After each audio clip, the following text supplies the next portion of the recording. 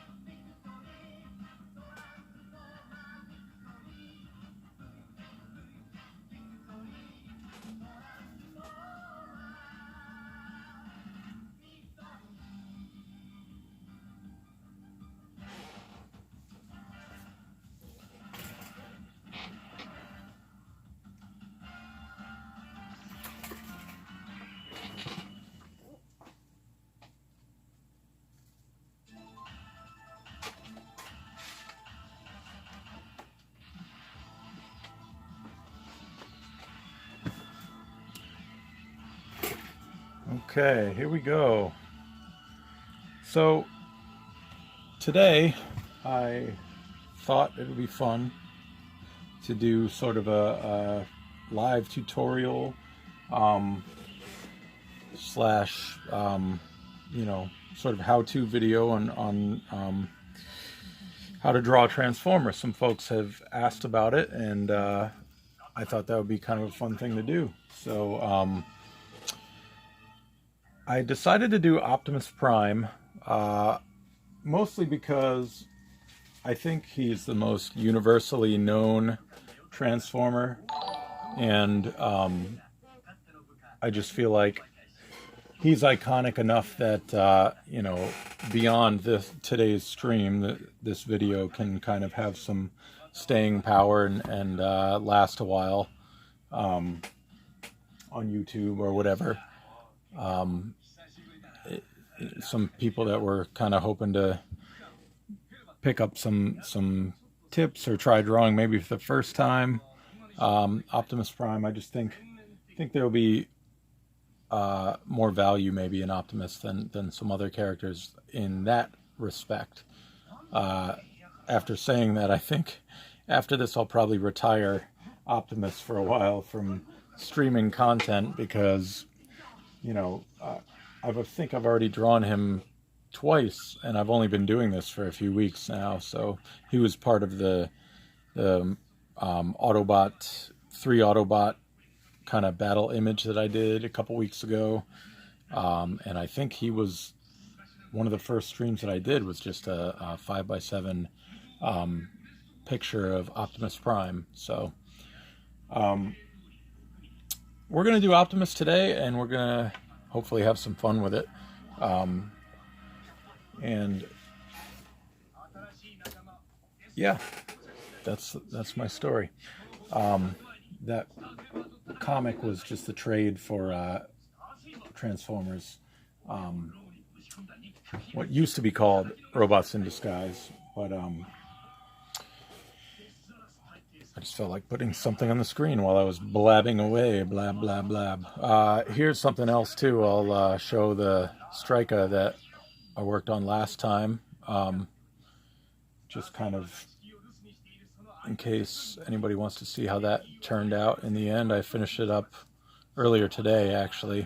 I had some things come up yesterday and the afternoon before after the stream, so I finished her up today, but I think she looks pretty good. This was a fun piece to work on, and thanks to everybody who voted and took part in that. All right, so who do we have here? We have Animal, arm, sorry. Something of the Dark Lord. Hello, manga collector. Manga collector. Hello. Zombie Prowl is hosting. Namish Name is here. Hello. So here's what I want to do. I want to start from the very beginning, and you all can kind of hello, McWorked. You guys can tell me what you're feeling here. So what I would usually do when I'm starting on an image, whether it's a cover or just a commission or whatever it may be, is I'll kind of like try to think of some ideas. So if my task is drawing Optimus Prime, I would, just kind of think of something in my head.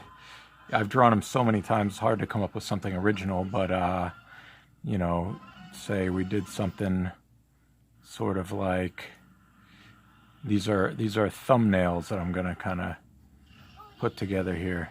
Something where sort of looking up at him. I want to put like a little bend at the waist maybe.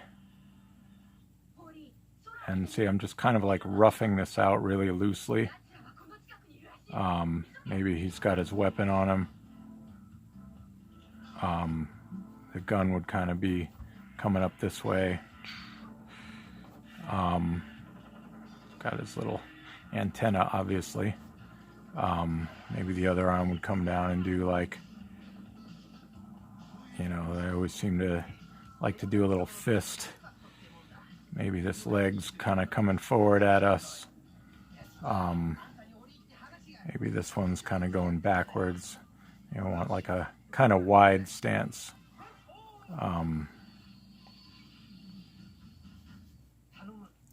Something like that. And then, I can kind of eyeball how the paper would be around it. Maybe something like this. Something like that. I'm going to call that A. Let's try maybe something a little more. I'll do the paper outline afterwards. Maybe something more looking down at him, like he means business. He's kind of coming at you. Kind of put his shoulders at an angle there.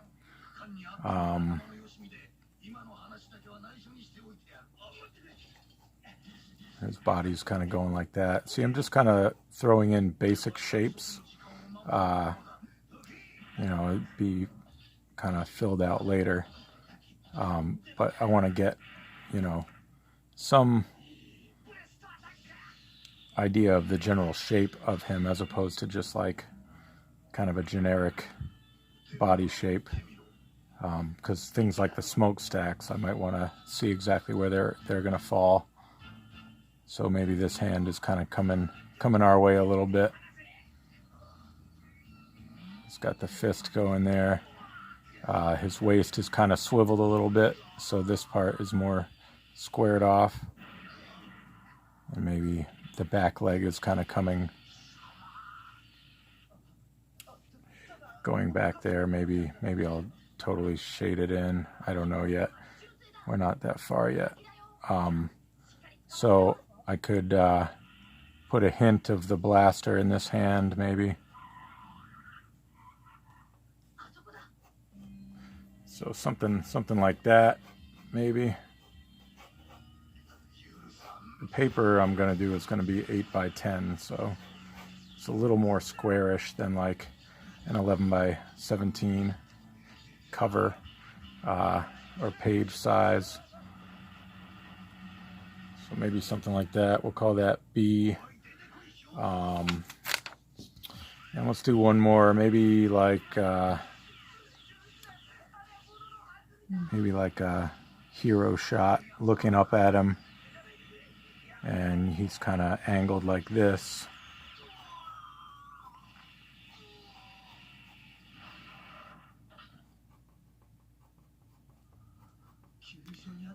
Got his arm here with the smokestack.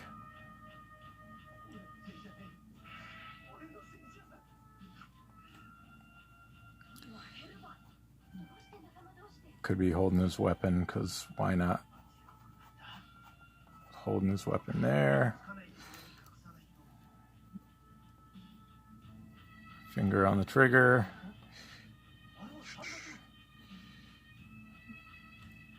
And why not ball up that fist again, huh? So something more like that.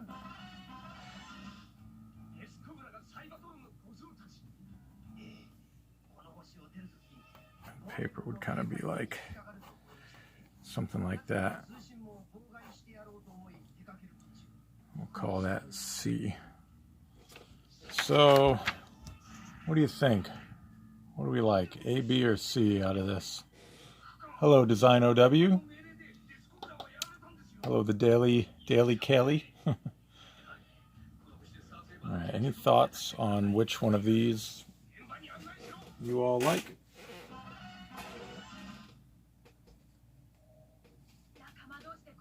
So B or C? B.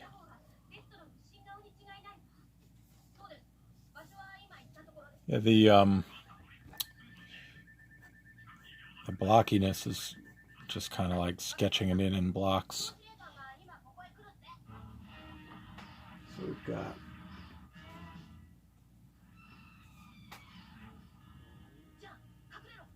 B or C. B. Design OW, is that a vote for C? Oh, I see. You like B. Okay, so another one for B. B. Looks like B it is. B looks more dynamic, and I like that. All right, that's enough for me. Let's go with B. So I've got a 8x10 piece of Bristol here. I usually work on Bristol paper. I like the 300 smooth, but should play around with different things, see what you like. I'm going to put my little design sketch, whatever you want to call it, off to the side here so I can reference it. Now, if you did that, you know, in the old school comic days, they would like blow it up and light box it onto a bigger piece of paper. If I did it on online, Procreate, or in Photoshop, I would blow it up and put a little more detail and print it out. But you know, if I'm doing commissions, I'm just gonna kind of do it, just try to copy it, eyeball it onto the bigger piece of paper. So we had him kind of like, his head was about centered, his kind of angle of his head is kind of pointing downward there. He means business. The body is kind of angled like this. I still use all my big shapes, big general shapes to start here, and I'm, you know, kind of trying to draw them in perspective-ish, although, you know, not like with any of my tools or anything. So, and his arm was kind of coming out this way.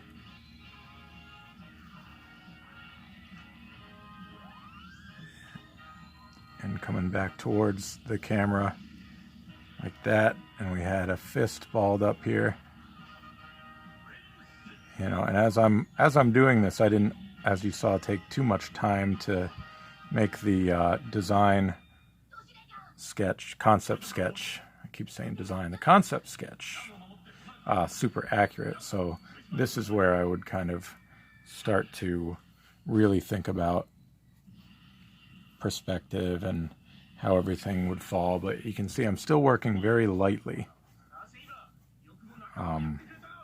I never get into too much detail until I've got the whole thing worked out, especially because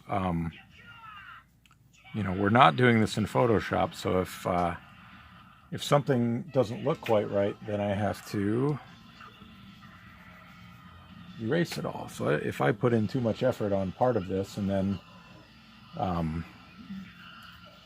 wind up not liking it or needing to change it or move it, then that will be a big pain in the butt.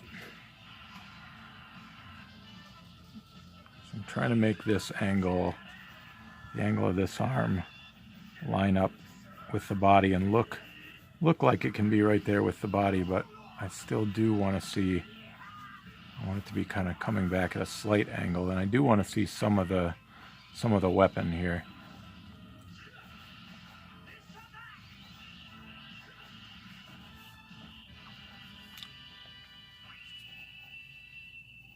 So I'm just kind of like loosely sketching in where the hand would be, like a finger raised forward on the trigger, the rest of the hand would be holding the weapon, and the weapon's just like essentially a cylinder with all kinds of stuff attached to it. And he's got that signature end piece on the gun. Just kind of loosely sketch that in and then kind of get rid of my hand there. So it'll be something like that. I'll go in and refine everything afterwards.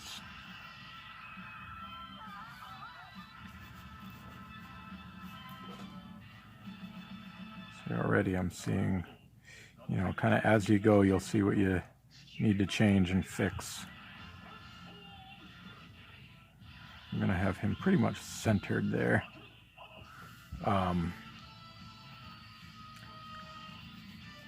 So then we'll do the kind of waist line here, something like that. And usually, I mean, I'm considering this arm sort of slightly more forward than this one. But typically, whatever limb is going forward on the upper body, you'd have the opposite one going forward on the lower body. So this leg's coming out at us here. This one's going to kind of go behind and kind of get a little bit smaller as it's going back. Now, some versions of Optimus have like a big knee guard. The Generation 1 just has like a straight up joint right there. I think I like the look of the knee guard, but I'll just leave it like that for now.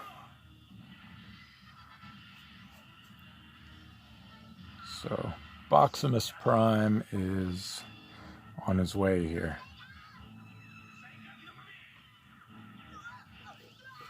All right. So at this point, I think we're in a pretty good place here. So I'm going to start kind of tightening up the segments here a little bit, and then I'm going to try to go close in on the head once I'm certain that that's where I want it to fall. So I always kind of, you know, every artist does it different, but I give a bit of an angle to the front here. It's never like a straight line across. It's always kind of pointing out a little bit, at least the way I like to do it. And then kind of pencil in the windows a little bit here.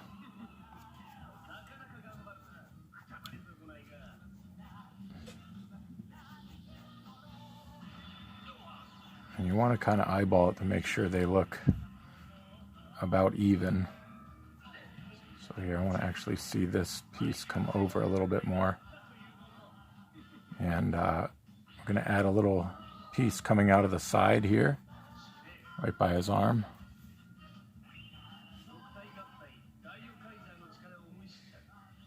I'm going to add a little sort of indentation here.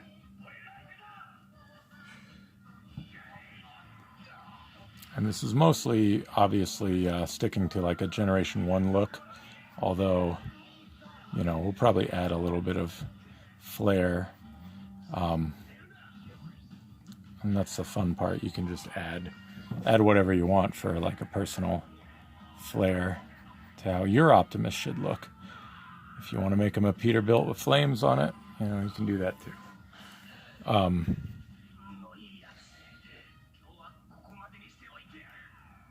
Yep, it's Optimus time. Holding a pencil gave you anxiety, holding it like this? Oh. So I think we're pretty comfortable with where the head's going to land here.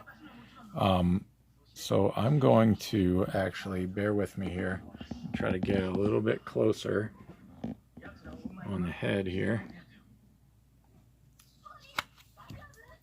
See if I can do this without, I've got the camera pretty darn close to the paper, but I should still be able to do this. So I'm thinking maybe I can isolate this part of the video and kind of just have a little how to draw Optimus Prime video with just his head.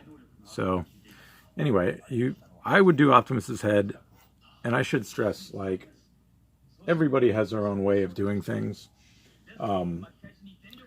There's no complete right or wrong way. This is just how I do it. So, you know, others might do it differently, but anyway, so I start out with a typical shaped head. Like, this is how I would do pretty much any character, this sort of oval-ish shape. Obviously I've squared off the chin a little bit, but you get the midline around where you want the eyes to be, and this is your halfway point. So the first thing I usually like to do is sketch in the eyes, at least generally where they're going to be. I don't have to, as you'll probably see, I don't really refine any of the lines until every piece is in place. And I sketch in the nose. Obviously you only see the top of Optimus's nose, but it would probably end somewhere around there. Characters with masks and stuff, I usually like to basically lay it out as if the face is still there behind the mask, which in some versions that's the case. In some versions maybe not, but Optimus's faceplate is very iconic as far as I'm concerned. So the center line is going to basically already be made for us, and at this angle it's going to kind of only come up a little bit. If he was at an extreme down angle, it might actually point downwards. But I'm going to add a second line to this, and have this come down here, and he's usually got this little triangular piece at the bottom.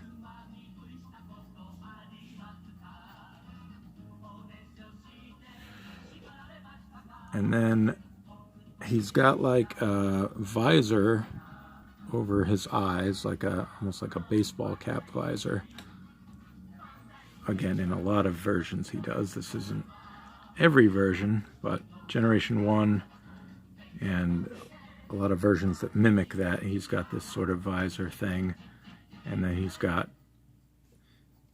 this piece that comes up top. If you're drawing Transformers Prime, that piece is going to be really thin and really tall. But with Generation 1, it's about like that.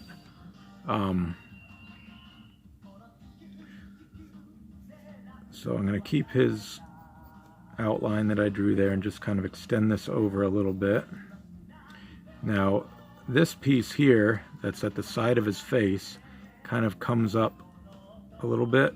It continues beyond this little cap visor there. Comes down and kind of comes straight right there.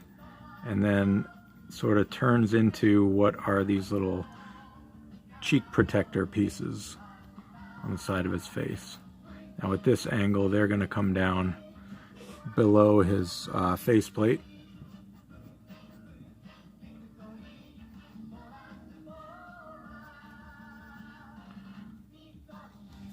So there's that.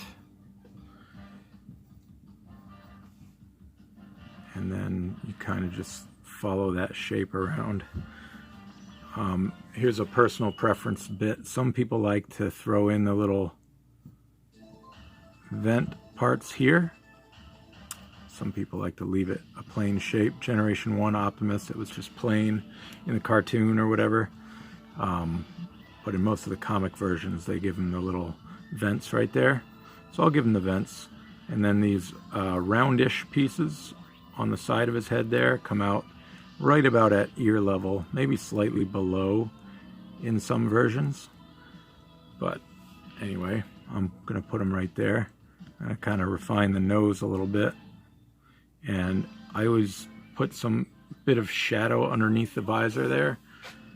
And then also sometimes there's a kind of separated piece there. So another thing I like to do is add a kind of ridge right about here on his head. Just kind of makes a little bit of separation in that part of him.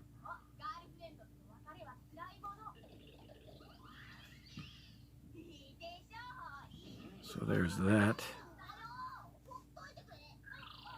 And these bits at the top, if you were looking at it from the side, they kind of go at an angle.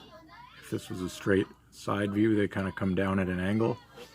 So even though his head is tilted downwards, you won't necessarily see some of the top of that. So here's the top of his little mohawk bit there. And I'm going to kind of mark off this little ridge at the front of his head. Kind of round this off a little bit and draw in his antenna.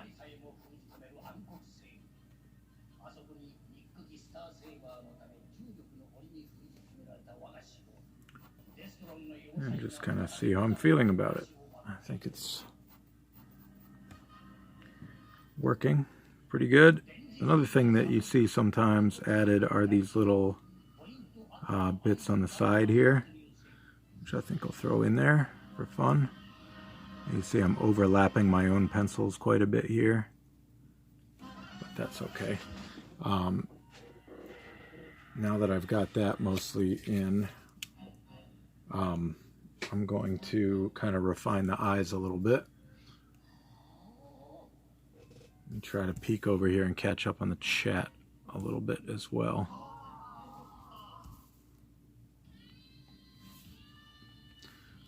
So Optimus has, you know, a lot of times he has pretty kind eyes, but he can mean business every once in a while too.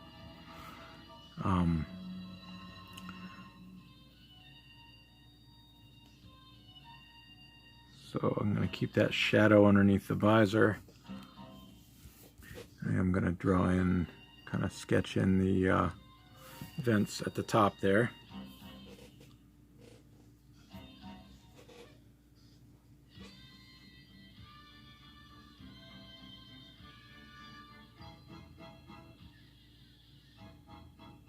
Just looking back at the chat here.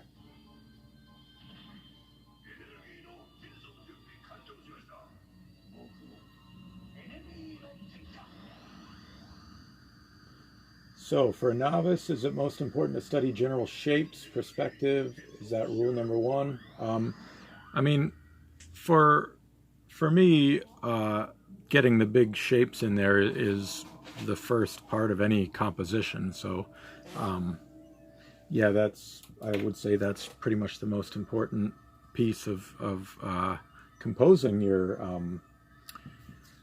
piece of art that you're working on. Is blocking in the big shapes before you add any sort of detail. I'm kind of making his head a little bit shorter here, because it's looking a little tall to my eyes. Just a little bit, not too bad.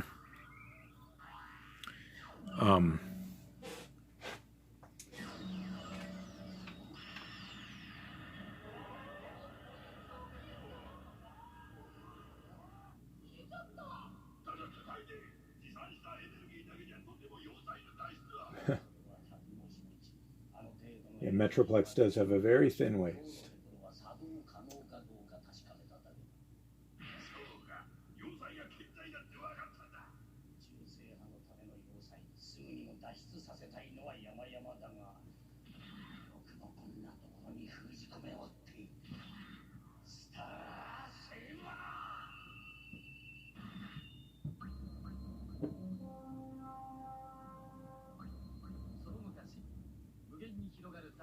No crying, Dark Wizard. There's no crying in the stream. Kidding, obviously. Cry all you want. That's okay. Alright, so I think I'm caught up there. So, let me back this back up a little bit. Sorry about the shaking there. Alright, so I'm going to kind of, now that I've got his head shape in there, I'm going to kind of solidify what I want going on around it. I'm going to add these kind of angled, I don't know what you'd call it, like some sort of rain shield, whatever. Somebody out there, if somebody watching drives a truck and can tell me what this little bit is called, let me know.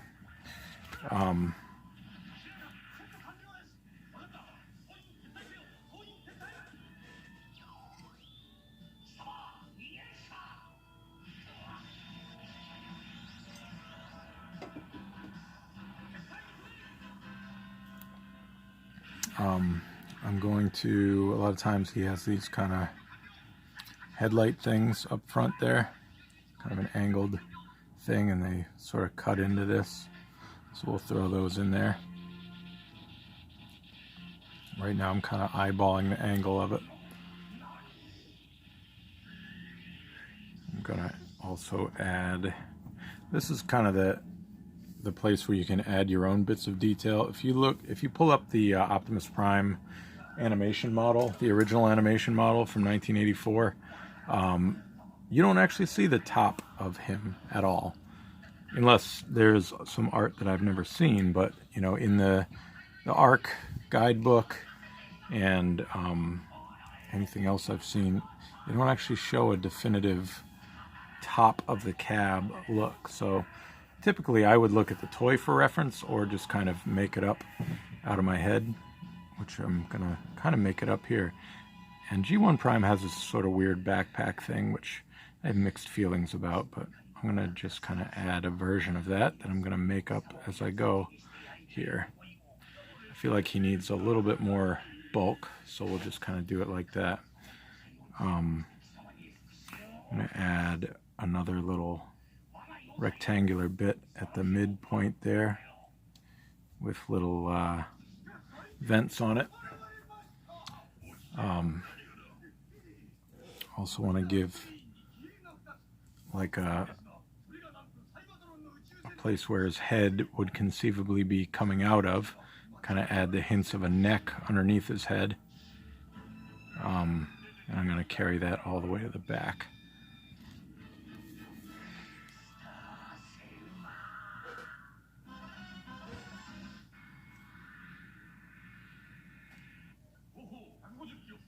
He's my favorite Transformer. Yeah, 3D pretty much nailed that one. It would be Jazz. I have a lot of favorites, but Jazz is kind of, you know, you get asked that question a lot, who's your favorite? And I have a lot of favorites, but, you know, if you had to pick just one, that's it. He was my first toy. Loved him in the cartoon.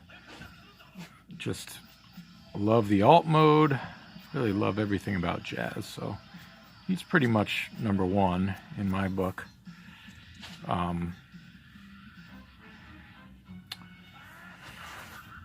anyway, so I guess I should get back to talking about what I'm doing and why. So, just continuing to add in the details here.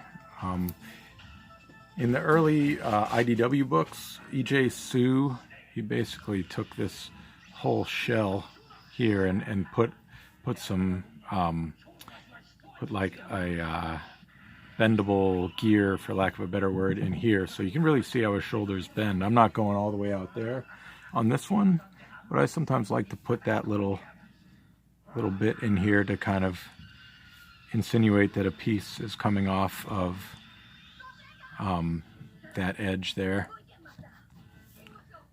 And I'm gonna kind of solidify the square shape here.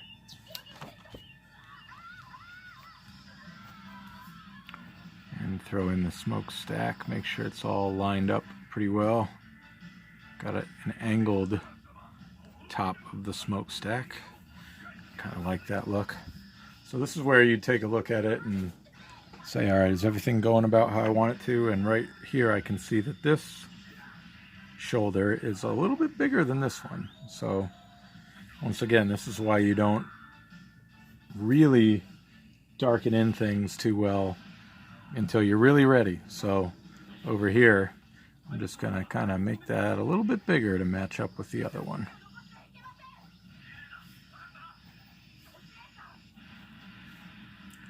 And you know, different artists draw different levels of bulk on Prime here. So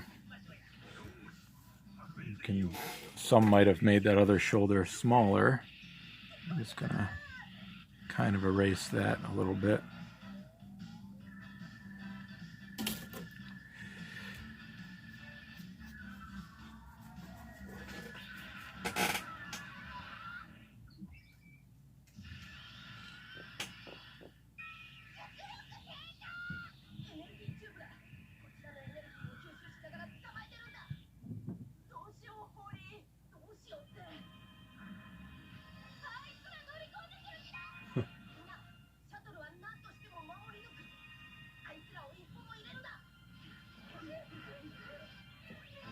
Jazz with or without door wings? That's a good question. I mean, I prefer, I wouldn't say I prefer. I like the look of him with the door wings. It probably is that toy influence. Being the first toy I had when I was young. The first Transformer, I should specify. But, you know, I will obviously accept either version. So here's the tricky part with these kind of blockier Generation 1 robots. I have his waist kind of turning a little bit, so where exactly does that turn happen? Well, you kind of have to figure that out. In the old cartoon, they would just kind of make the metal just bend, and that would be fine, which, if that's the style you're working with, rock and roll, do it up. I try to make some of the segmented sections make sense in a way. So like these first little pieces that kind of come in below his windshields, I kind of am imagining those are basically attached to the top, but then underneath where his waist, like his midsection is, his abdominal area, I'm kind of feeling as if this piece could go kind of up and down into that if it needed to, which at this point it needs to. So there's that, and I'm going to also pencil in the grill, which is also kind of iconic for Optimus, that grill piece.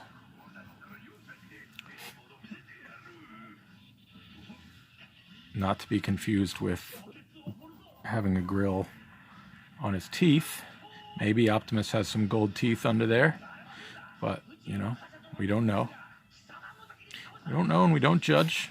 Another piece is in the Generation 1 cartoon, this little part is all one chunk of metal, which I don't really like that because it doesn't allow for dynamic posing.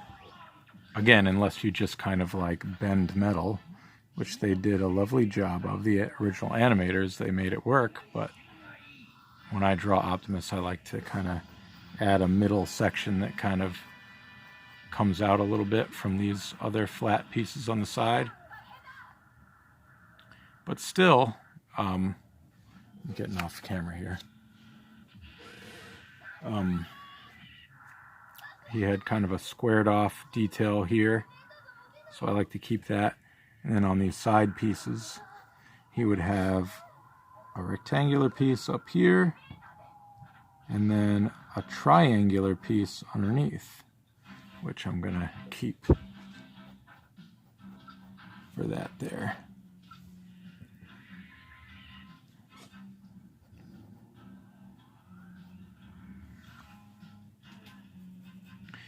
And another difference between the original Generation 1 and most modern versions of him is, again, this piece would just go all the way around, but I like to add the kind of side hip,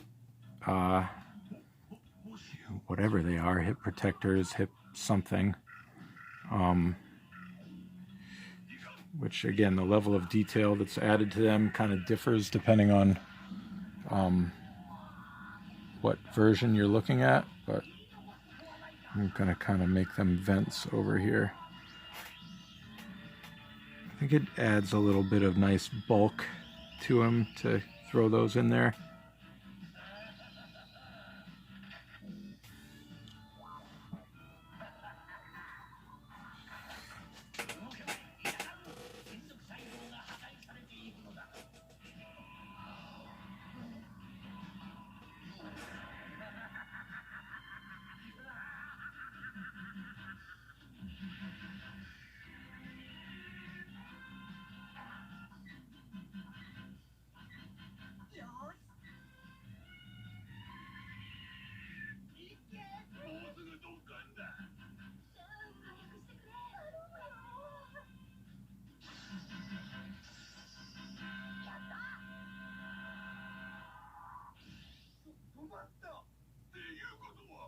Sorry, just trying to catch up on the chat here.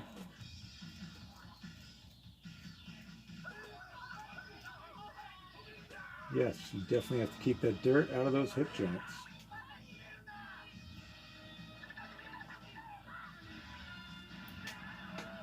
All right. So let's go back to the arms here.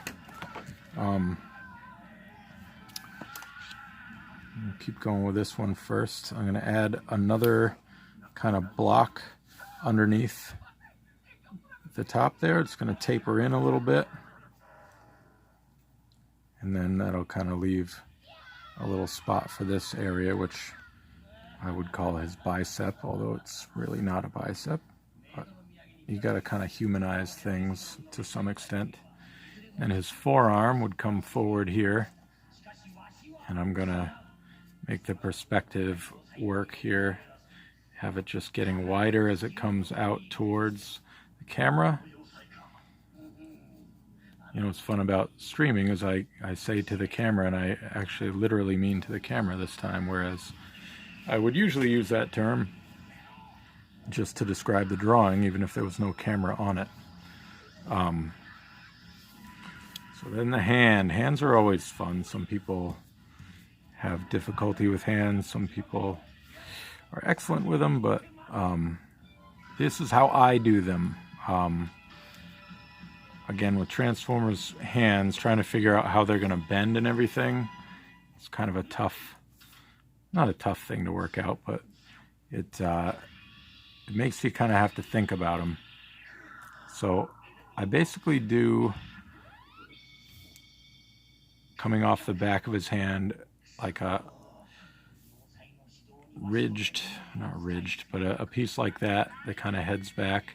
This would be where his knuckles are, and then each finger kind of starts a little bit lower than that, and there's a gear that you can see inside each of these little segments.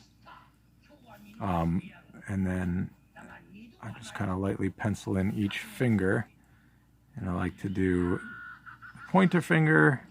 It's a little bit shorter than the middle finger, and then they also taper back as you go back towards the pinky finger. Probably too much thought going into a robot hand, but that's how I do it. Until I can tell myself not to. Alright, so this little bit, I usually segment that off from the rest of his hand, and then where his thumb comes out is one of those deals where, like, it's not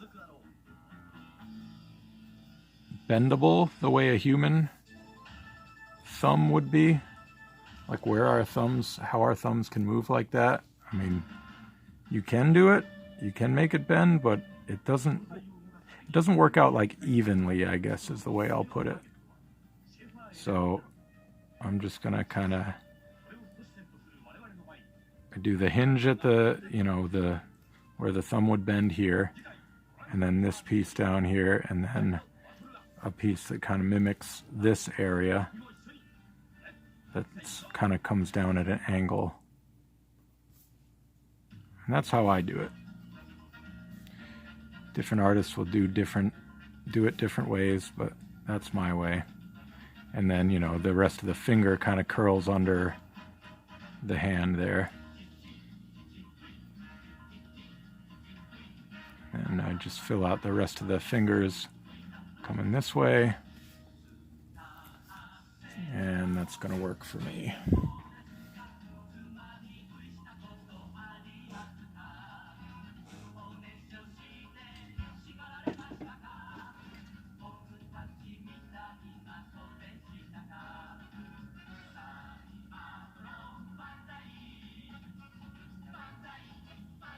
Noodles with the joints, that's very G1 cartoon, which, you know, every once in a while I'll do a G1 inspired piece and kind of go for those sort of hands.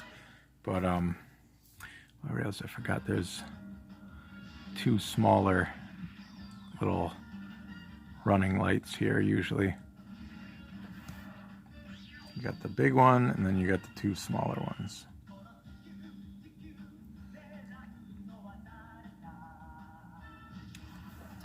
All right, what do you think? Should we add windshield wipers or no? Forget the windshield wipers. At one point I drew an Optimus Prime. When they first changed over to the design, the design that was last used for Optimus Prime, when they first changed over to that design, I turned in a piece that did not have the windshield wipers as part of it, and Hasbro came back and said, please have the artist add the windshield wipers. So since that point, I tend to add them in automatically.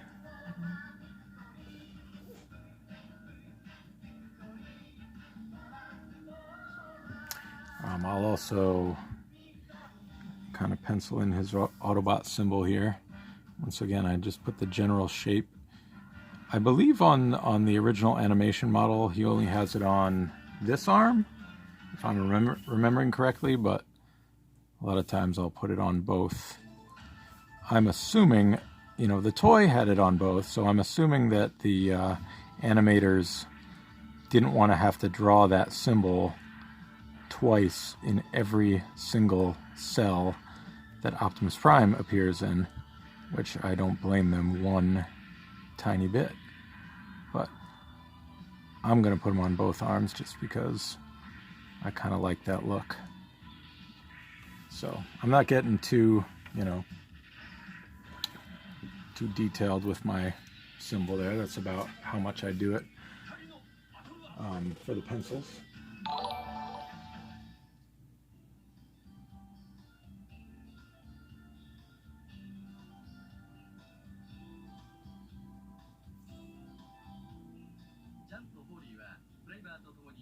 Yeah, there's a lot of variation between how different artists do the hands.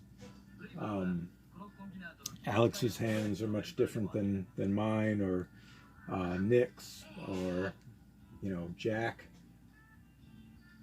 Jack's are probably pretty darn close to mine. I think he does the kind of double segmented joint between the knuckles. Like that's what I would have going here, here, here, here. And I don't always put that in the pencil stage. Right now I'm kind of penciling this in a little more, well, in spots a little more detailed than I normally would. But that's just for folks that want to, you know, kind of practice it for themselves. I don't want them to kind of wing it like I do sometimes on the inks. So this is a little cartoon detail there, the little almost equals sign, and then the arrow pointing forward. So I kind of like that look.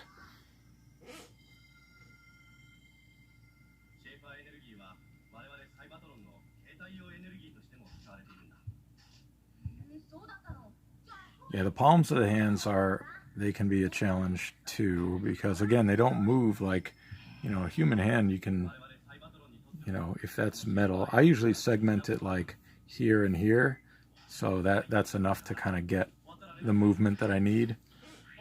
But anyway, all right, let's move over to this other arm here. I'll pencil in the Autobot symbol here as well and kind of eyeball the other arm to make sure it's somewhat consistent.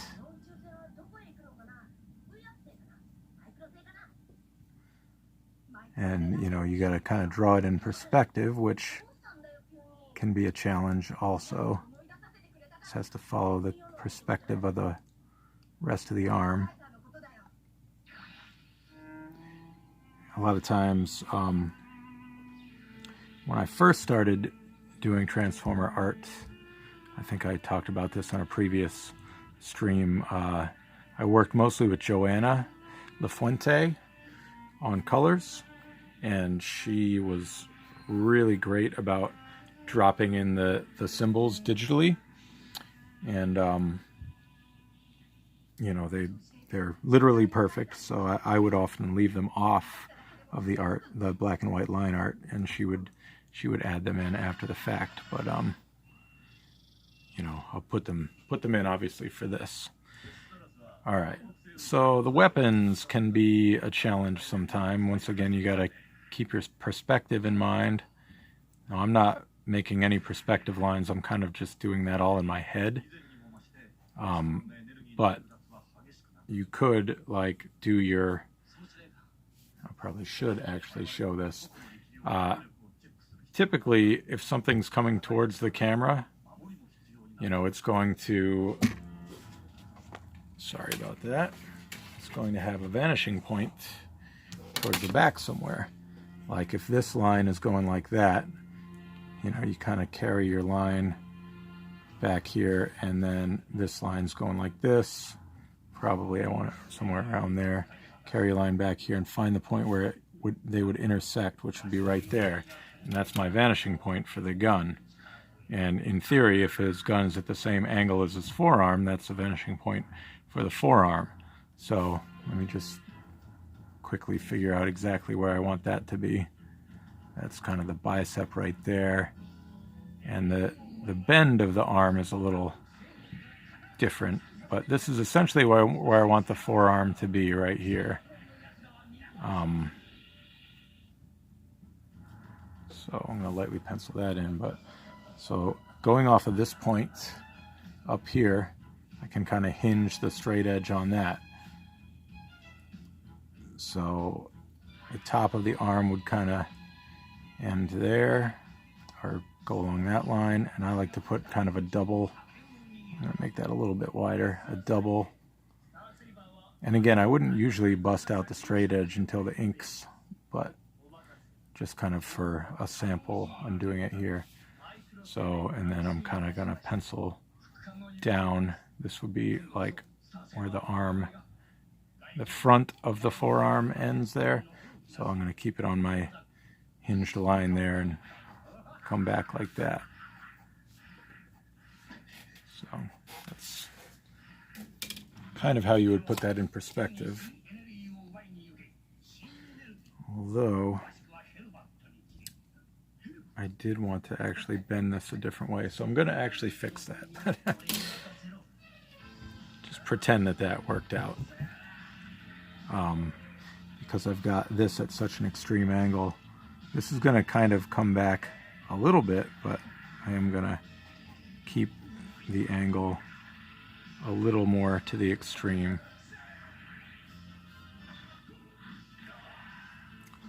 And I'm actually going to fix this a little bit too, make it a bit more, it's not going to be exactly on the top angle, but it's going to be a little bit closer.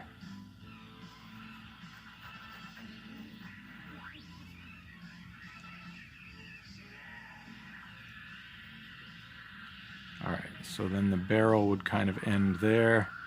It's got kind of a raised piece. It's centered here, so I'm just going to kind of eyeball the perspective, but it comes down like that. And then there's a Prime's gun, depending on who's drawing it, has like a lot of different segments to it. I usually try to do a good 3 segments in there. And this part I try to make it indent a little bit. And it's got the vent grooves in here as well. So this is going to kind of get a little smaller there. And then it's going to come back out here. I'm going to just kind of keep mimicking that same pattern because it would also come out there again. And I'm going to kind of pencil in the hand here too. There's that pesky thumb again. I'm just kind of going light to make sure I got it in the right spot before I do anything more solid.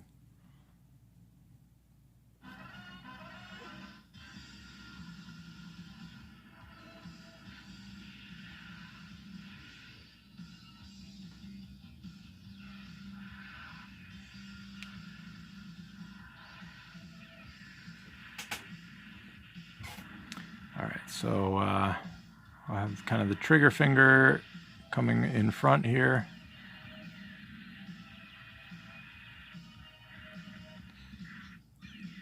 And then the other fingers underneath it.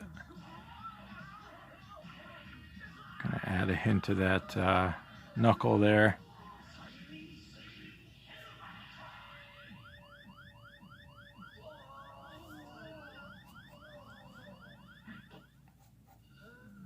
He also has like a lot of times like a little protruding bit right here. It kind of comes down. You're not going to see the gun barrel on this one, which is okay. It'll save me from having to draw that ellipse at the front of it. So we'll go in and hit the legs. And I'm going to add a little... Again, this is kind of a fudged perspective because I like to have a little bit of bend to the leg and a piece in the middle where it kind of, see how that bends down a little bit. And this is kind of going to be indented and you can almost see like a little bit that goes in there.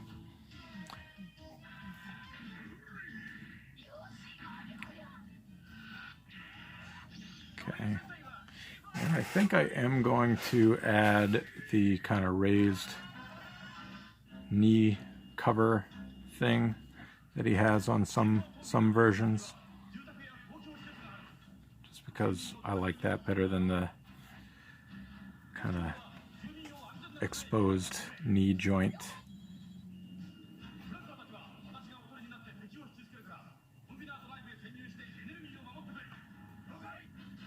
And this, I'll still add a little cartoon detail here, but I'll just add a ridge so it's indented a bit there.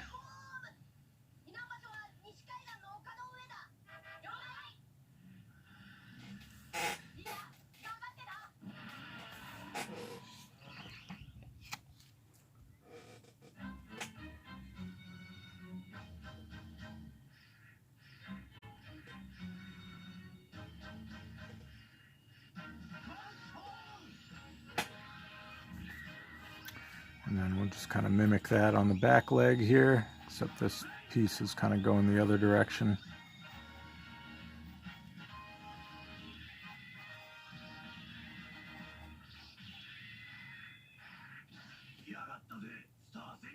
It's kind of that middle segment there.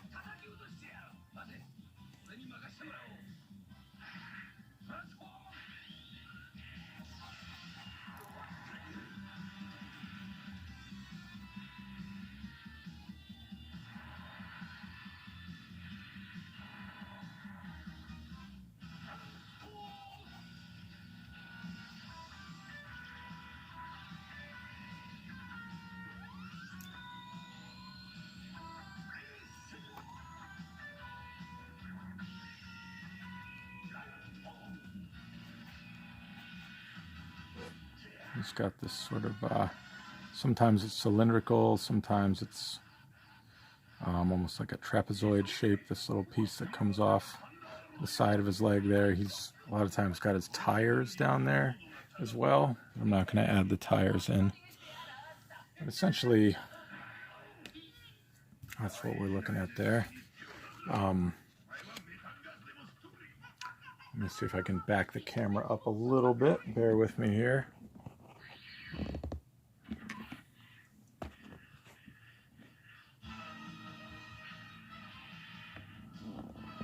Okay. So, now I've got him mostly penciled in. I'm just kind of looking him over, seeing if he's how I want him to look there. Which I think he's pretty good. I would probably nitpick this a little more typically, but I don't want to just take forever. I want to keep on moving here. So now I'm going to kind of figure out where my shadow is going to drop. And a lot of times it kind of depends on the angle I take the picture, but whatever the exposed side part is, a lot of times I will put that in shadow. For example, like right here, if I'm going to do hard shadow, I would kind of either darken this whole piece in or just do like a little bit of it.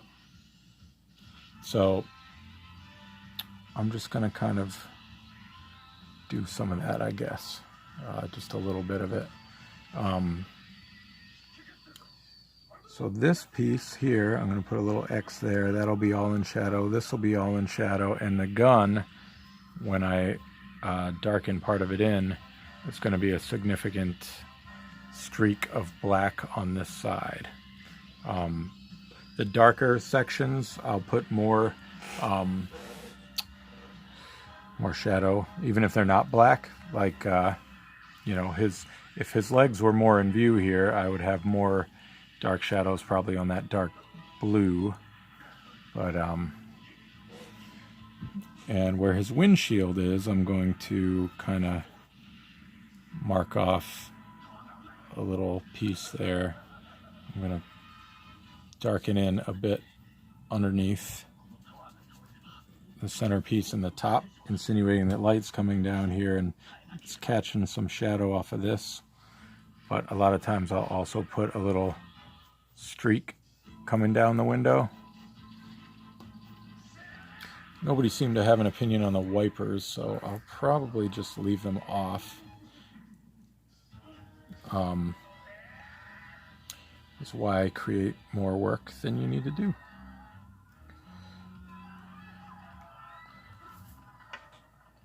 So that's about as far as I would take the pencils on the figure.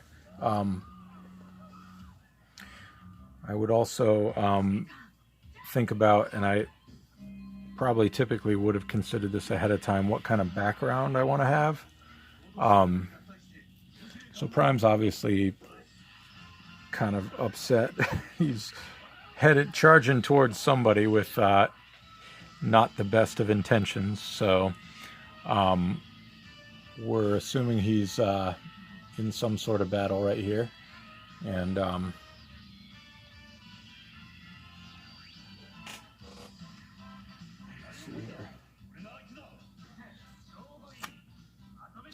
looks like I'm having some connection problems. Is anybody experiencing any connection problems?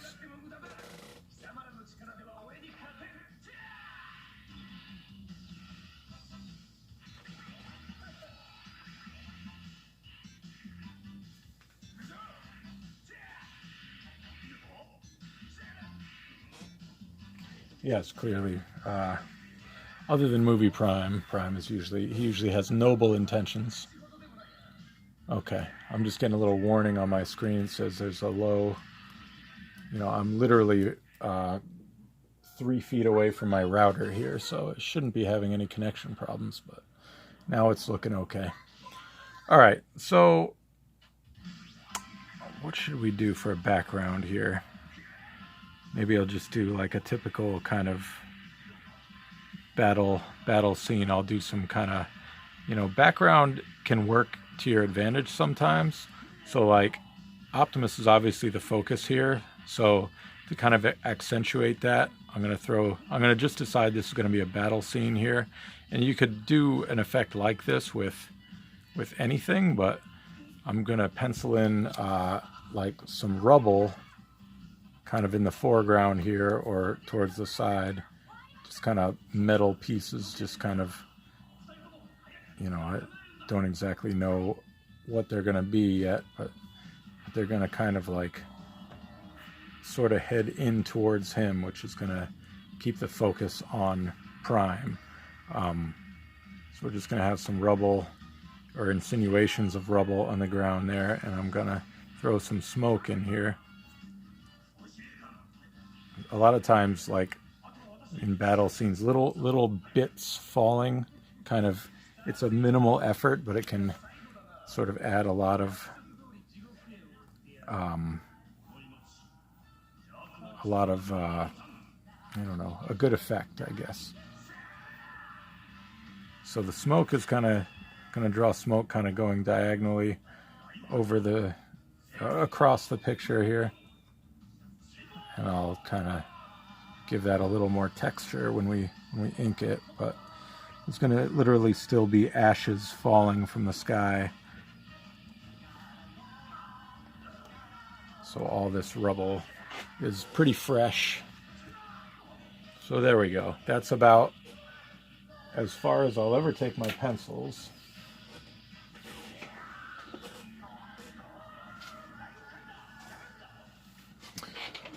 So we've been going for about an hour here, which is pretty good. I'd say an hour is pretty good to get a solid pencil job done on a piece. So now I'll just start throwing down some inks, and we'll take this until about 3 o'clock as usual, and just see how far we get there, and maybe I'll finish this up on Friday.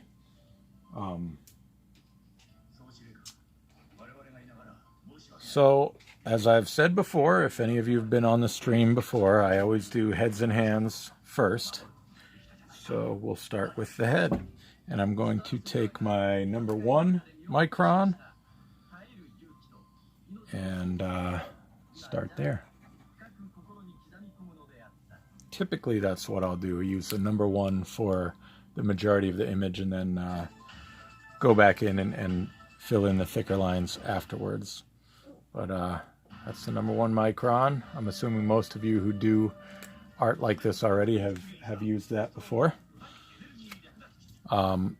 Facial features, very important.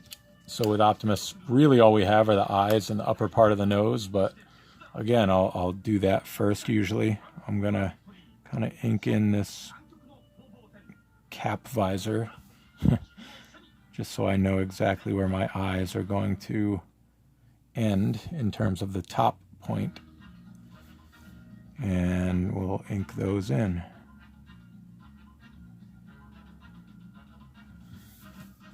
And again, I can still see my center line a little bit there, so I want to keep that all in mind, make sure it's, because this guy's pretty much looking right at us, so I want to make sure that remains true.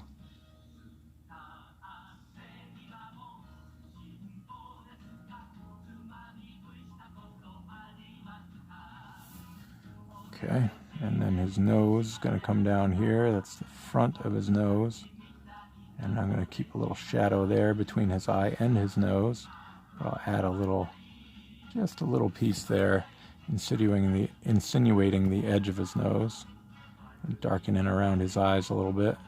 And this, underneath the brim there and next to it, is all going to be in shadow. I like to add a little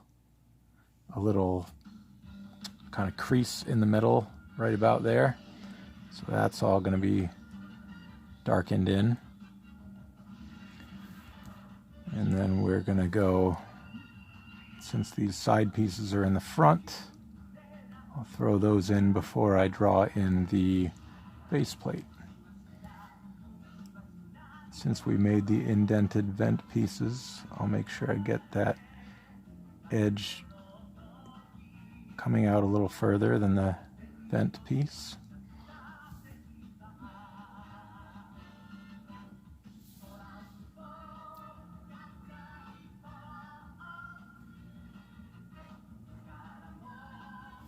Sometimes these pieces are a little thicker, sometimes they're a little thinner. This one's working out to be pretty thin, but that's about how Generation 1 Optimist looked. His little cheek guards were relatively thin. Alright, so I've got the outline of that basically in, and now I'm going to do the mouth plate, and it's going to fall along that little line I put in there. It's going to kind of come up here, and I'm actually going to put a little ridge where his nose would be kind of meeting that plate. And then I'll have a secondary line here, and that's going to go right to the center and back up. Now here's the thing where you can add your own personal flair, and I'm going to actually experiment with it right now. I kind of did the old traditional like line going straight down there. Some versions have like a secondary line coming in and down, which a lot of times I like to do, but I'm just going to kind of pencil it in here lightly and see if I like it, which I think I do. I think I do like it for this Prime here, so I'm going to go with it. So I got my center line, again following that very initial center line that I put to make that oval head shape, and then you got this little triangular bit there. I'm going to have this come down right at the original pencil line I drew, and then just kind of have it indent a little bit, come down like that. Other side, same thing. Come down like that. That gives them a little more detail, a little more character in the faceplate. Another kind of plain, and depending on the intensity of your shadow, you know, you can black that in or leave it open.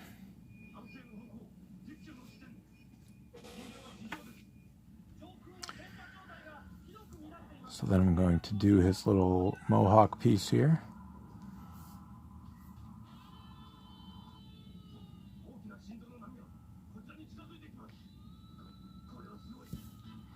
Also, some artists will draw kind of that segmented line to his little visor there. I don't always do it, but clearly I'm doing it here.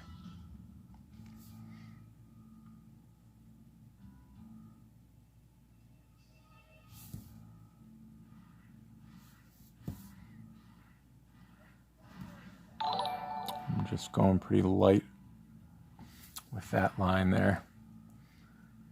I'm going to follow this. Once again, this piece is supposed to be kind of connected to that piece, so I'm just following that all the way up. And then have it meet up there. Other side. A lot of times I like to jump right from one side to the other. So, you know, just I feel like it helps with consistency. Like if I just drew that piece over there, then I'm going to be more likely to draw it the same way on the other side. I'll darken in this little piece right here. And I'm adding a little bit thicker line there because of the shadow. And I'm not going to double line these vents. It'll just be a single line here because we're pretty far away. If this was a close-up, I would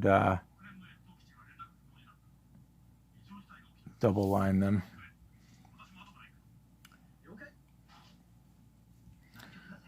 And we'll go to this little piece which kind of connects the antenna to the front of the, or the side of the cheek guard.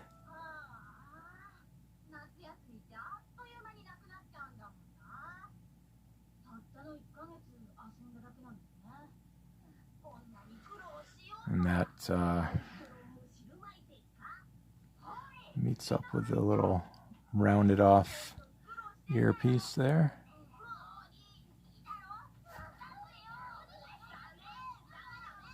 I think I'm going to actually segment these too. Sometimes these are like the earlier IDW versions, so like the Don Figueroa and the EJ Sue had like the antenna sort of separated by a little middle segment there. So I'm going to do that for this one. Once again, you can do whatever you want. You draw Optimus how you like him. Follow some reference material so he looks how Optimus should look to you.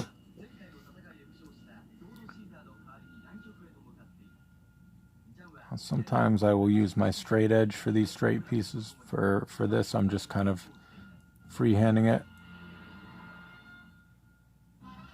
I can get the lines pretty much straight without the straight edge.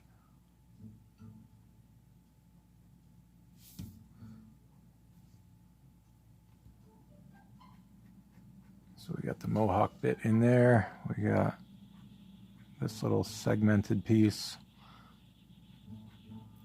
on both sides. And the outline dips a little bit where that segment is. All right.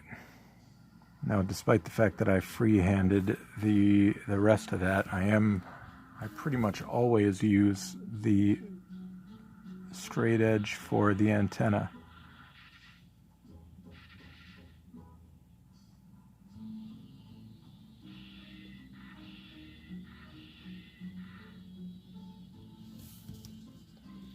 Just because, as I think I've said before on here, if that's crooked, you're going to notice it. Unless he's real beat up, his antennae are usually pretty much straight lines. And I'm just kind of eyeballing the height there. Make sure one mirrors the other.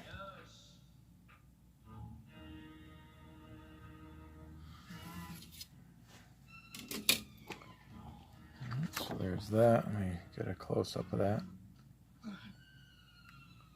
That's looking pretty good.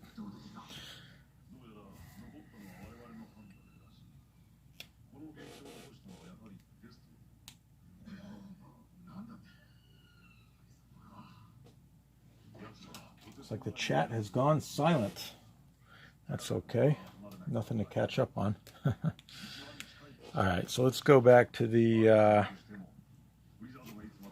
hands. We'll get those drawn in. I'm not going to draw the gun completely now, but I want to get this line in here just so I know what part of the hand, you know, where the hand is going to end and the gun is going to begin.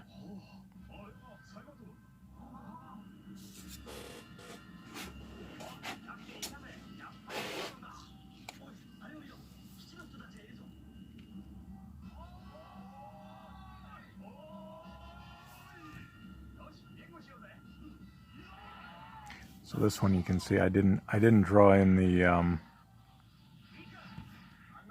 details of the hand too much. I don't know how much you can see on the camera, but I've got it drawn in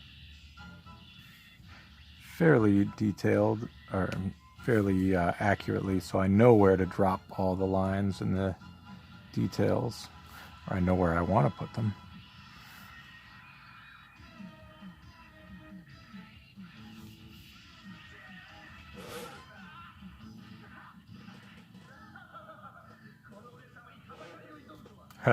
Watching intently. Nice. So the trigger finger up here, putting that knuckle in there.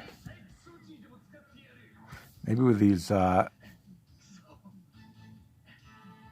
unnecessarily detailed hands, maybe I should call this how not to draw Optimus Prime. How to draw Optimus Prime if you want to curse yourself as you're doing it.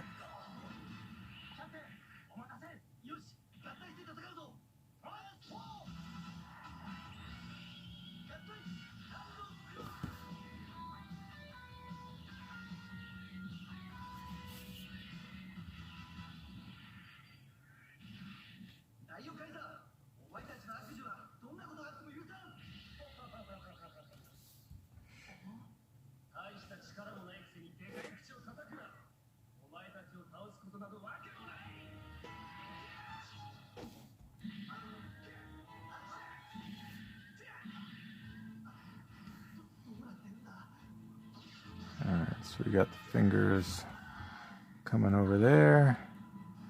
Once again, the pinky is a little bit smaller than the, I'm getting off camera again. Pinky's smaller than the ring finger, which is smaller than the middle finger. So, and you got to imagine this handle is kind of going in there. Sometimes I'll draw a hint of that, sometimes I won't. This angle doesn't really allow for it too much. So that hand is pretty much squared away. So we'll do the other one.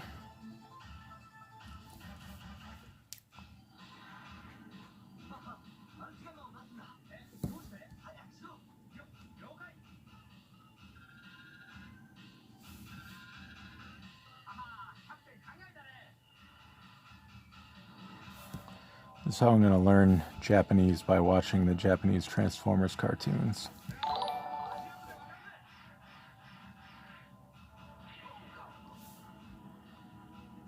I've already learned, I don't know if I'll say it right, but something like yokai, yokai. That's Roger in Headmasters.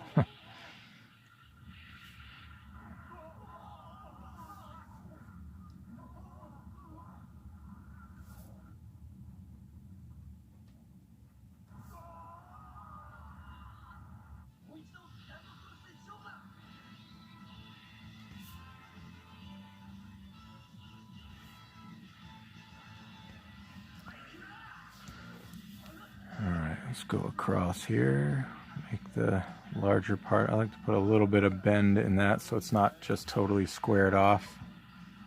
I'll probably add a little bit of some nicked up bits there. We'll add in these little pieces between the fingers.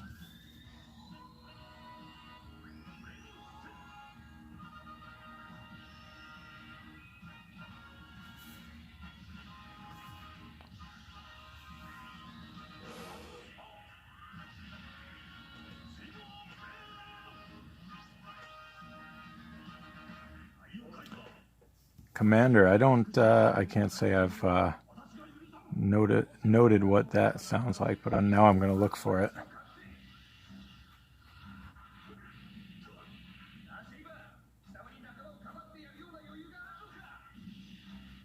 Gotta remember to turn off notifications on my phone.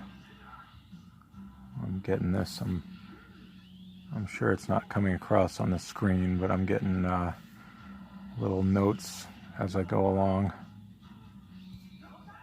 which are not helpful.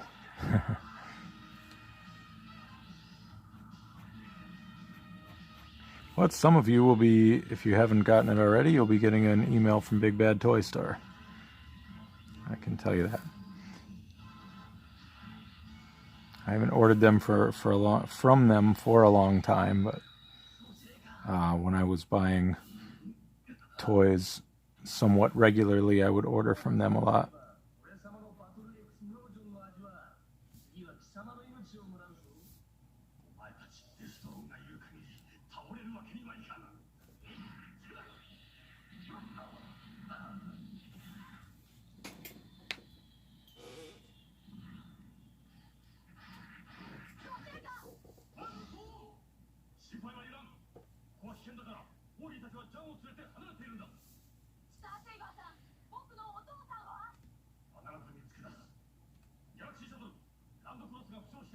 I recognize Galaxy Shuttle there.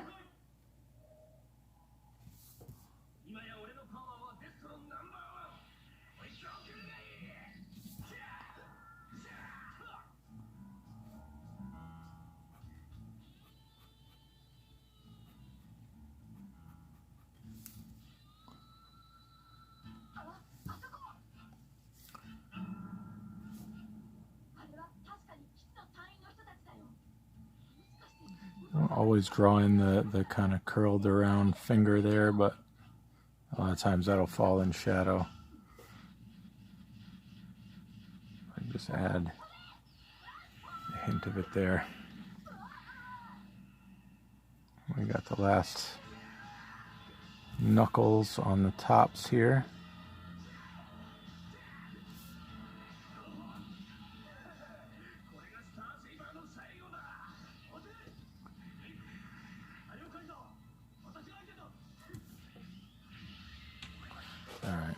go in with the thicker line, I'll kind of darken in some of that. All right, so we got our heads and hands done, and we're ready to move on to the rest of the body. Sometimes I'll work foreground to background, and sometimes I'll just do whatever. So I'm going to jump around a bit this time, I think. And now is about when I'll probably bust out the old straight edge.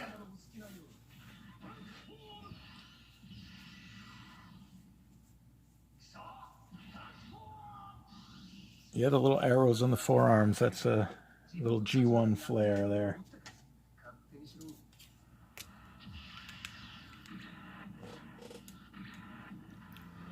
Alright, so I'm going to just going to freehand these little lights here.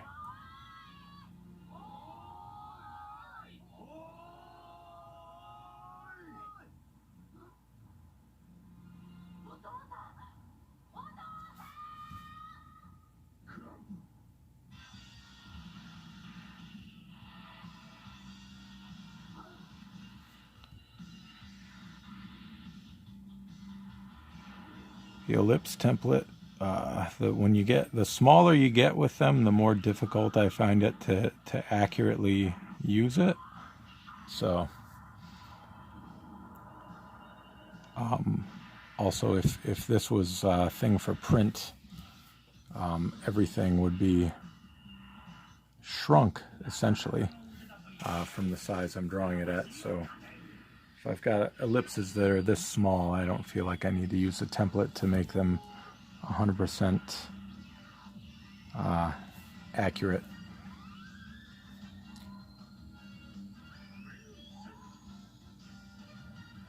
So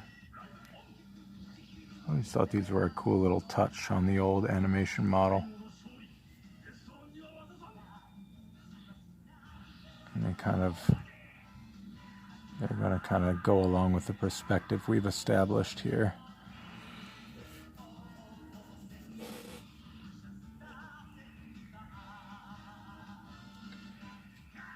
And we're going to use, sometimes, let's talk about tools. Depending on what I'm going for, sometimes I would use the, sorry about that wobble there. I'd use the straight edge on these parts. Or sometimes I would use the French curve to get a little bit of a bend to it. So I think I'm going to do the curve here. It kind of adds a little more, I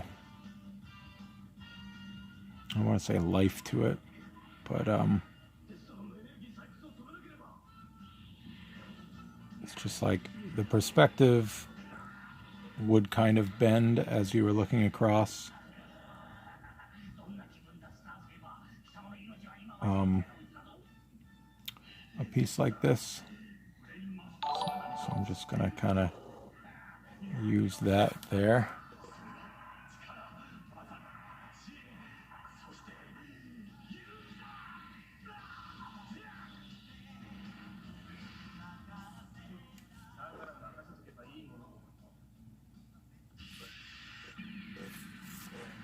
And then once I've established that, then all of my lines along this bit right here are going to follow that. So I'm just, because my pencils are getting a little light from being smudged, I'm just going to mark that off there. And then just raise it up a little bit. Hit that windshield. The windshield's going to come in a little bit. And then I'll move on to the other side of it. And again, the windshield, try to get about the same measurement there.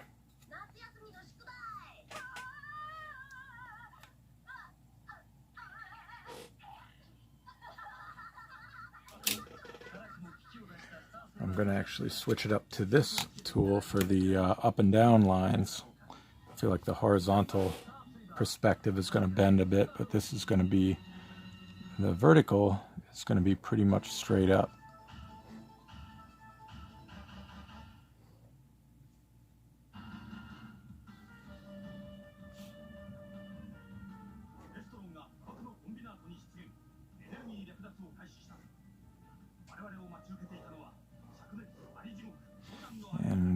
trying to keep it pretty much even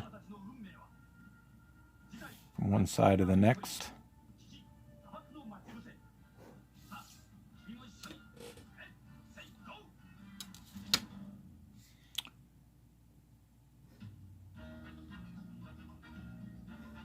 Here we go, our little funky outro music.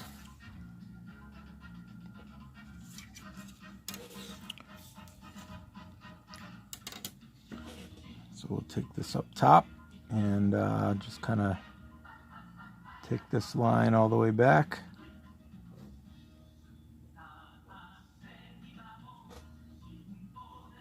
Add some of my detail bits up there.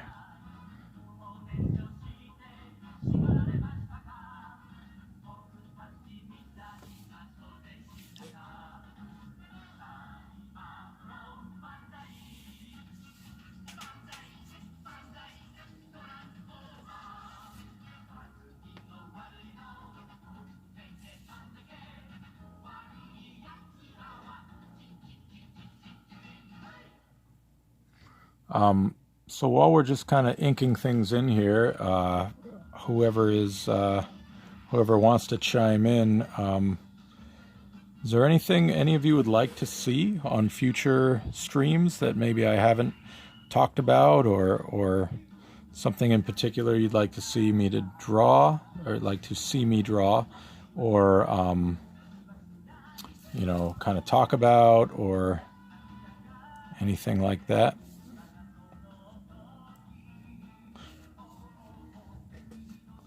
Just kind of adding these this piece underneath here, like a protruding piece. I'm gonna actually do some little vent pieces on there.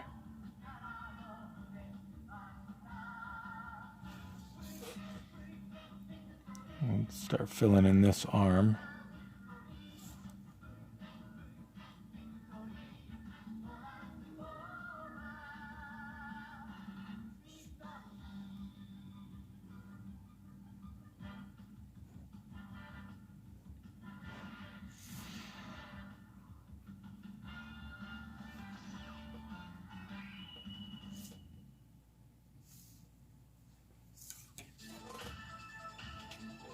Will I do colors as well? I don't know. I haven't actually done any color for a while now. It would be fun to, because he's got kind of a classic look. I could do that sort of retro style that I've done before. That could be a fun thing to do. But I hadn't planned on it.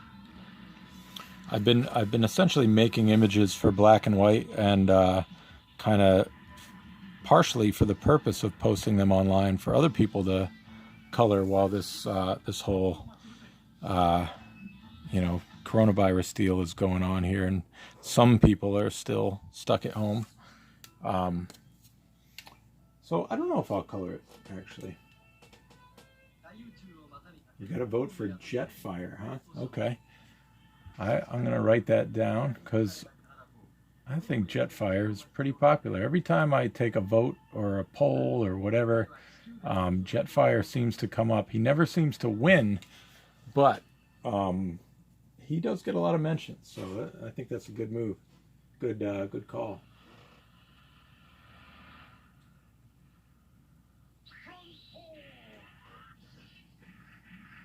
Robot hands. That's a good idea. I'll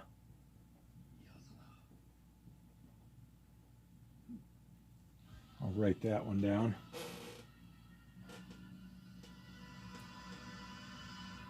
Yeah, the head sketch stream idea, I think I definitely want to do that. I haven't quite figured out exactly, like, you know, because depending on how quick I do, if I ink them or just pencil them, you know, it could take me like 10 minutes per head, could take me 20 minutes per head, and you know, I'm not sure exactly how many I'd be able to do or how many I'd try to do. So I got to figure out, and which requests I would take, how I would determine like who gets to pick and choose.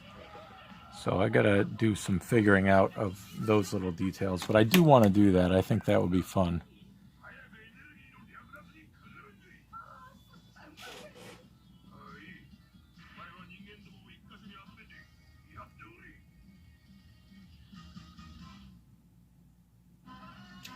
do I consider Marvel characters as Transformers? Like, you know, drawing Wolverine as a Transformer, you mean? Something like that?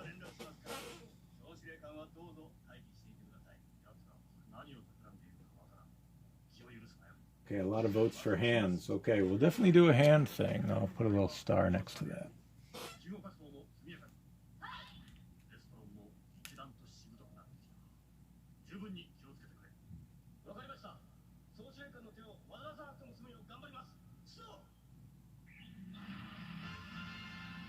Yeah, that is Design OW. That is kind of like what I did for a while. Like if I just had a side of a piece of paper that I was, you know, that was an area to doodle on, I'd doodle a hand pointing, doodle a hand doing a thumbs up, doodle a hand punching, just like doodling hands left and right kind of helped me get the hang of it.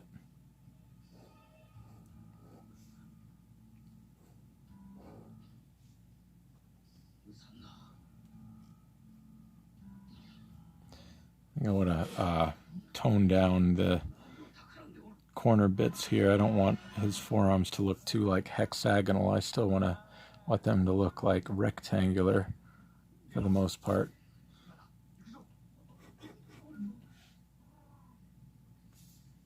Just kind of understate this part a little bit more.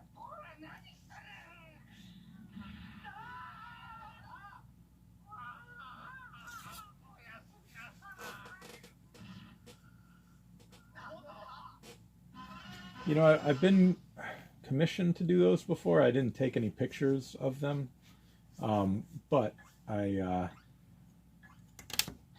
does seem to be some interest in like transformerizing different Marvel or even DC characters. I've seen some, you know, Batmobiles basically done as Transformers that kind of look like Batman in robot mode.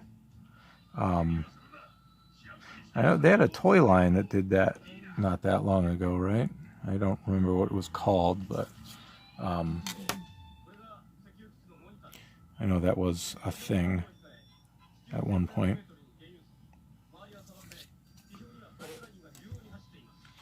So we got to vote for Jetfire as a subject, which that would be good, and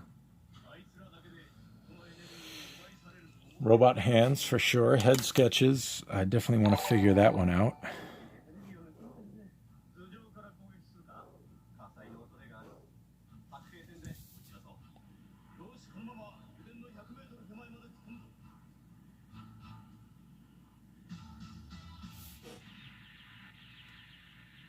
Just freehanding those ellipses too. On some occasions I might use the template, but for this one we're just kind of freehanding it, just winging it.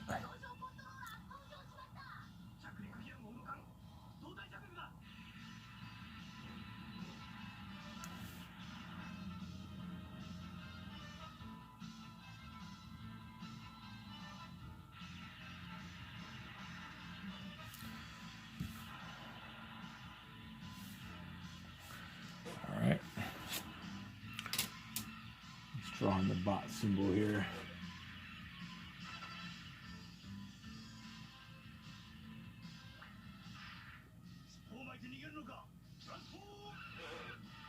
Yeah, you don't have to apologize for bringing up Alex. Alex is like, he's kind of like, you know, after being the main guy on More Than Meets the Eye for a while, he's been around since the Dreamwave days. He's earned the right to be mentioned as much as you want to mention him. So I definitely would never get mad about that.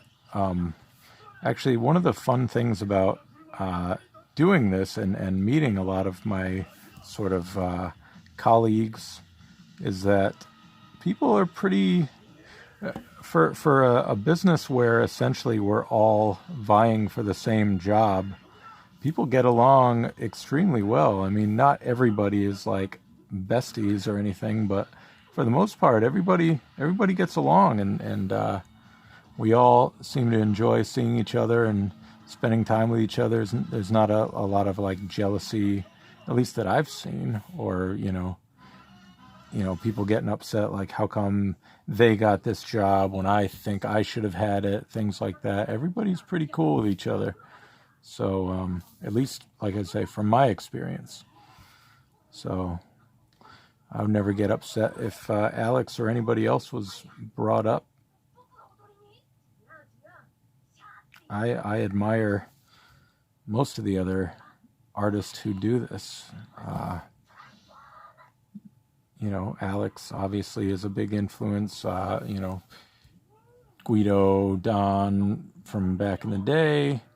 Don, I haven't really heard much from him in a long time, but I never actually met Don or Guido, sadly, but I just mean as far as their influence goes. Sarah, Kay, Anna, they're all like influences on my work, so always happy to talk about any of them or their work, their contributions.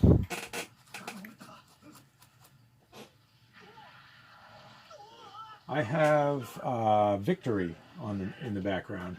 I probably should switch it up. I don't know if it really matters, but I've kind of bounced around between Headmasters, Master Force, and Victory as background noise when I do this.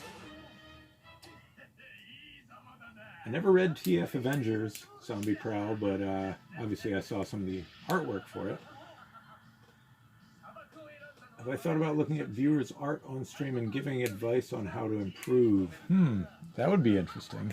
I'm not sure how I would do that logistically, just as far as the tech goes, because I'm not terribly tech savvy, so I don't know exactly how I would work that out, but it's not something that I would be unwilling to do.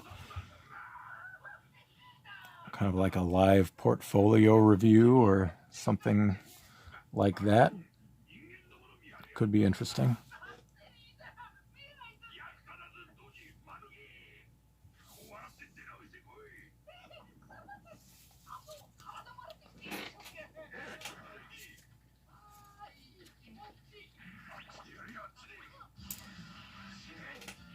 All right, Mick Worked, if you're still here, thanks for hanging out. Have fun on your bike ride. That sounds like fun. Yeah, DC versus Transformers would have been cool. It had that great promo artwork by Phil Jimenez or Jimenez. I'm not sure how he pronounces it.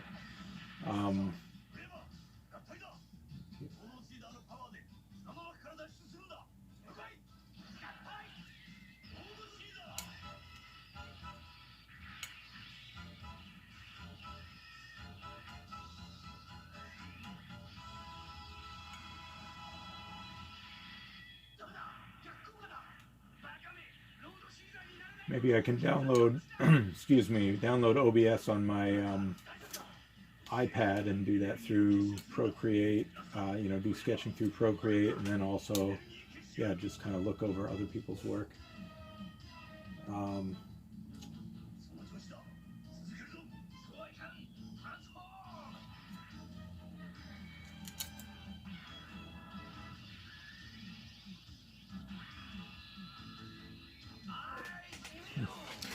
All right, good ideas, everybody. Thank you.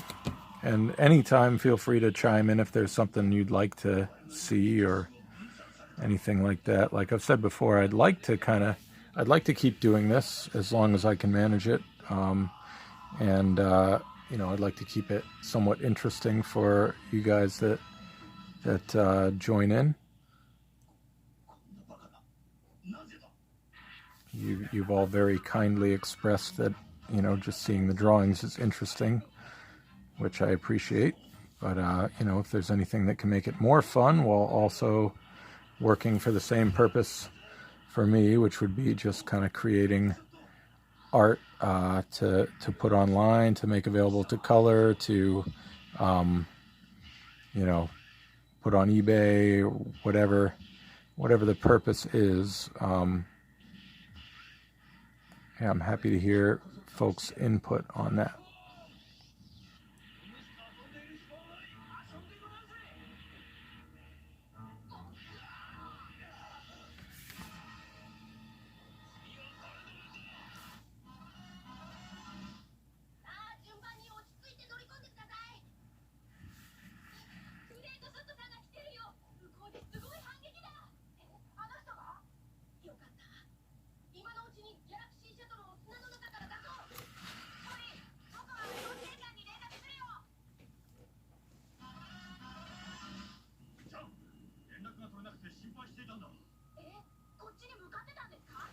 Zino W, you want to see the whole thing? No, I'm like Liefeld. I don't do legs or feet.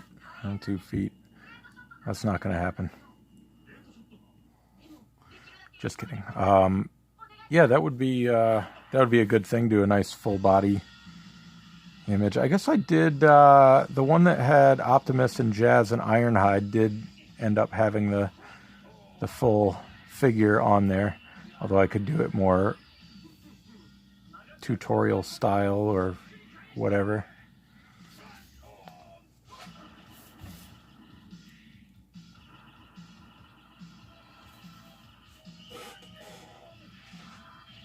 Any streams that you miss, if you have interest in going back and watching? I've been archiving them all to YouTube. I don't know how to tell you to find that.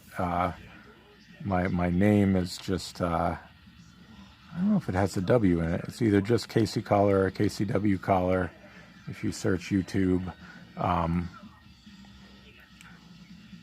But they're all archived on YouTube. So if you ever wanted to go back and watch something that is streaming here after it comes off of Twitch, you can check it out on YouTube. Unless, you know, after the stream I'm completely embarrassed by something that I do, I plan to just upload them right to YouTube to keep them preserved for the folks who want to watch them later. Some folks, I think, are only subscribed to me on YouTube and not on Twitch, so like I say, I'll probably keep doing that.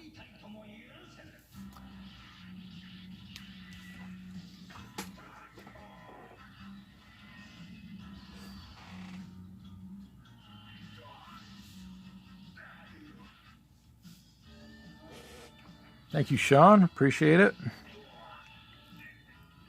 I've drawn this guy a few times before, so if I wasn't at least halfway decent at him by now, I'd be in trouble.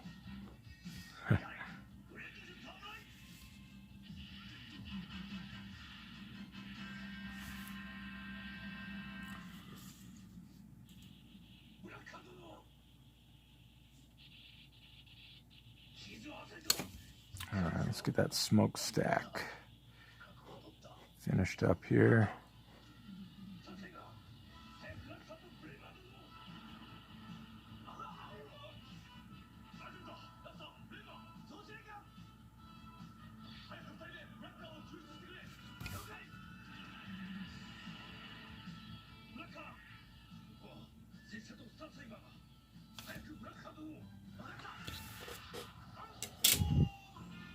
Let's get that Autobot symbol squared away here. The other one.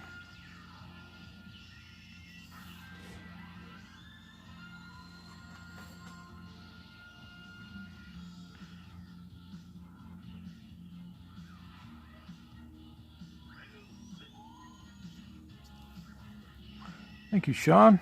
It's very kind of you.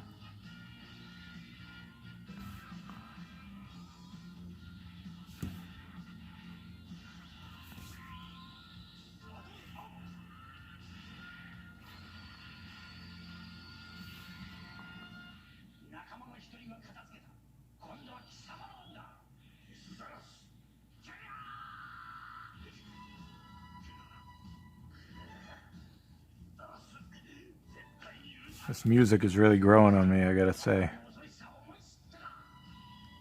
Some kind of villain. It must be doing something villainish.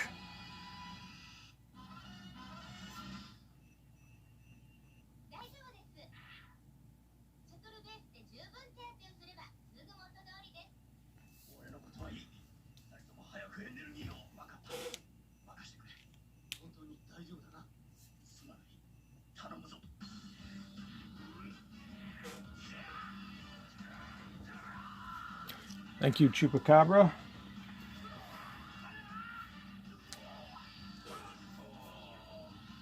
Is that a Beast Wars character I missed? Chupacabra Convoy? That'd be a good one.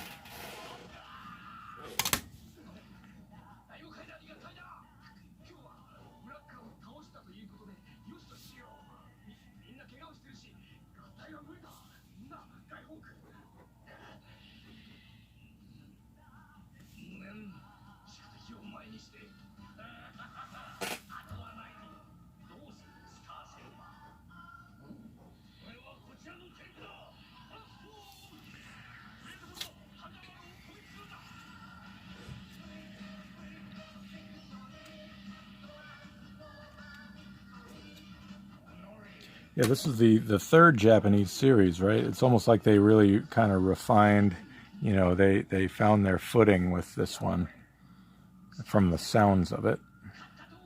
I haven't actually watched it, but the sound quality is really nice. There's not an English dub of this, right? It was just Headmasters that got the English dub.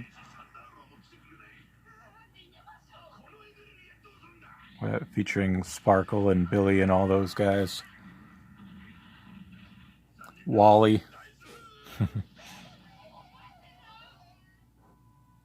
You think Blur being named Wally was a kind of a play on Wally Burr? Wally Blur? I can't think of why on earth Blur would be named Wally.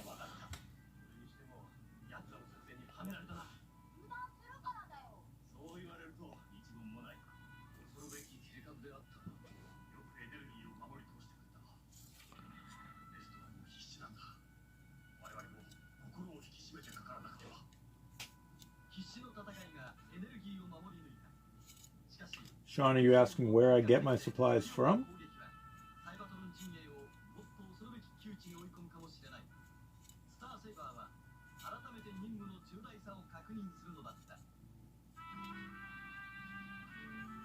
Are they the same people, Junk Mech, that did the Headmasters dub? Because I have heard some of that, and yeah, it's definitely awful.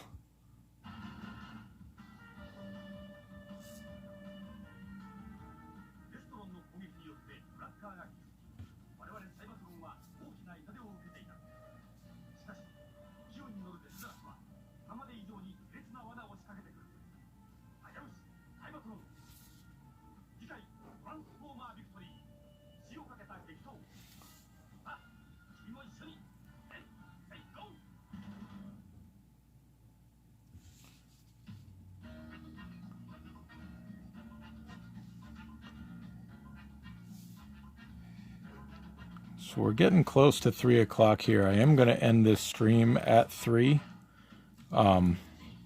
Just a heads up if you hadn't heard earlier. So I will probably stream again on Friday as I've been doing. And I will save Optimus here to finish up on that stream.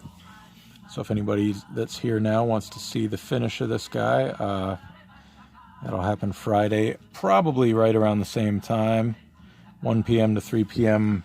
Eastern time. Although I could switch it up. I typically will announce it on Twitter, sometimes on Instagram, what time I'm going to be doing this. So just keep an eye on that if you would like to tune in and see the finished Optimus here.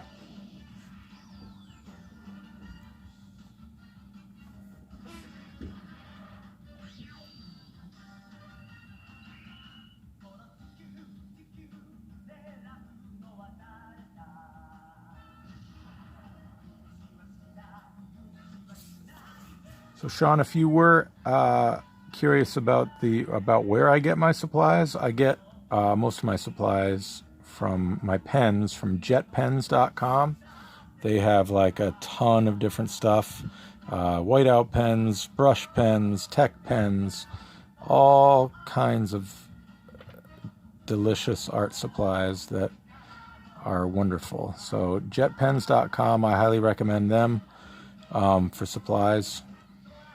My paper I usually order online,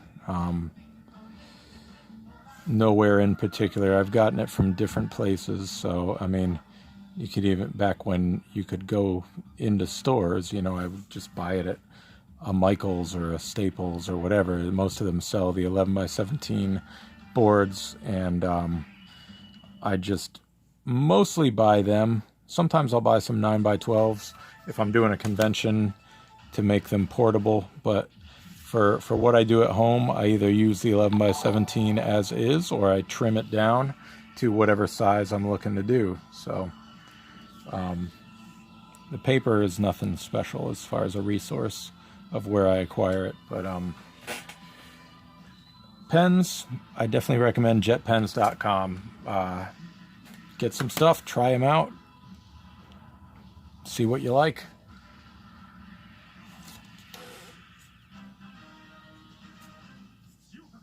Good old days of retail. Yeah, it seems so far away now, doesn't it? Being able to just like walk into a store and get what you need.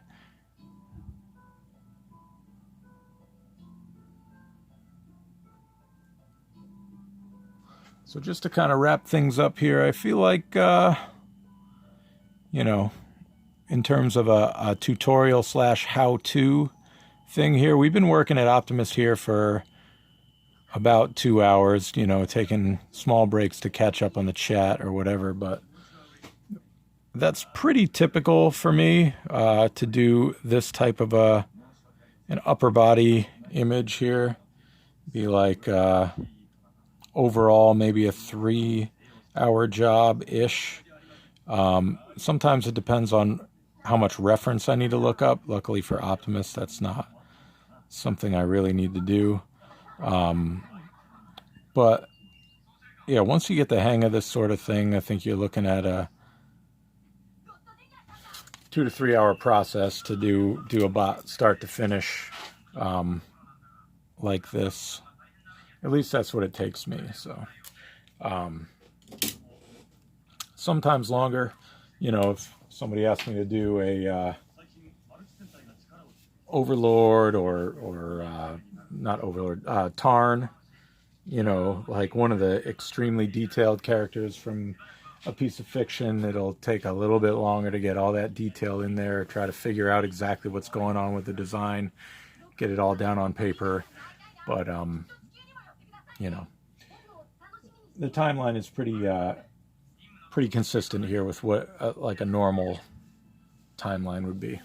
So I'm going to go ahead and sign off here, but I'll pick Optimus up here, give you all a closer look with how he's coming along here.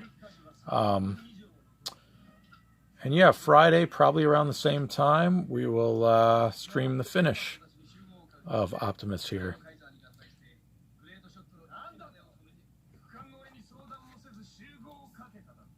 So thanks everybody for jumping on the stream and interacting. I enjoyed the conversation with you guys, and hope to see you next time. And keep the suggestions coming if you have something you'd like to see. And yeah, be safe. Have a good rest of your Wednesdays, and we'll catch you next time. Bye-bye, everybody.